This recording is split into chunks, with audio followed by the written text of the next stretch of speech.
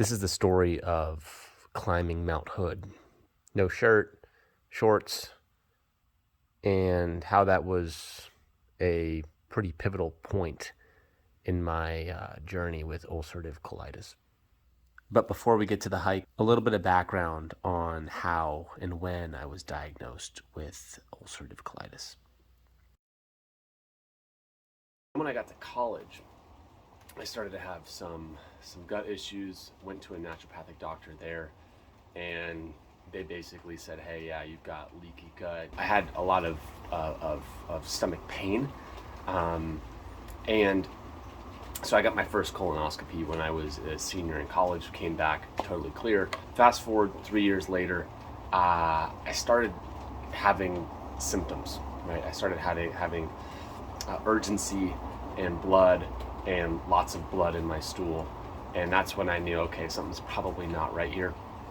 Got a second colonoscopy, and that's when I was diagnosed with ulcerative colitis. That was sort of the beginning of my journey there when I was, probably 24, 25 years old. I got into Wim Hof method and cold exposure and stuff.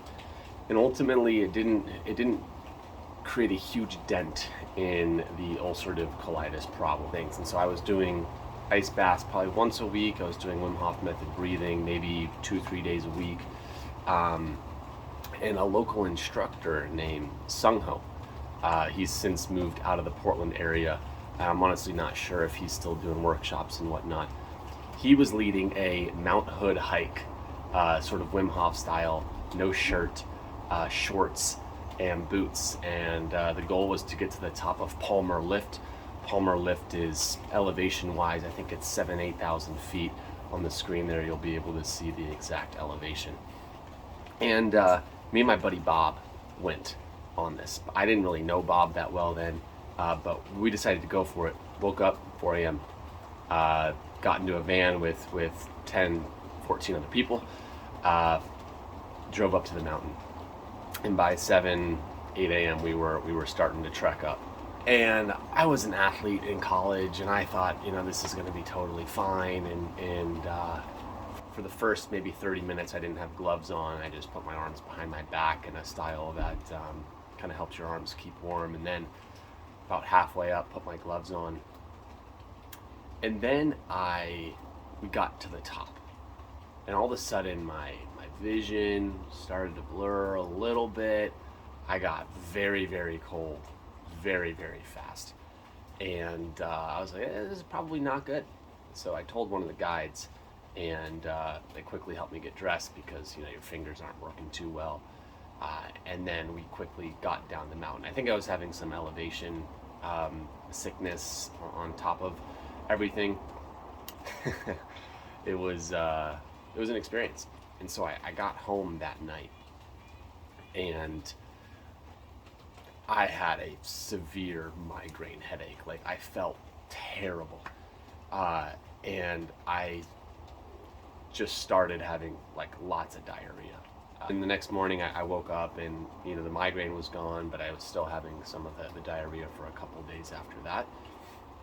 And since then, I have not had a major flare-up. I don't know what it is. I think my body just went into major reset mode, right? Like slightly hypothermic. I had some mild frostbite. I don't even know what you'd call it. My forearm and left back of my left arm couldn't feel it super well for 2-3 weeks. I think my body just had to kind of do a reset. And before that hike, I'd probably had 6 to 7 flare-ups over 2 years, quite a bit of blood, in the bathroom, maybe 6 to 10 times per day. And then since then, I've maybe had, and that was 3 years ago.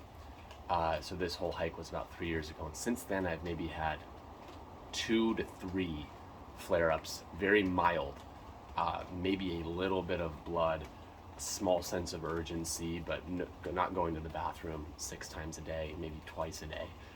And I don't know what it was, right? I'm not saying that cured me. I'm not saying that I don't know what happened, but that was sort of a changing point for my body.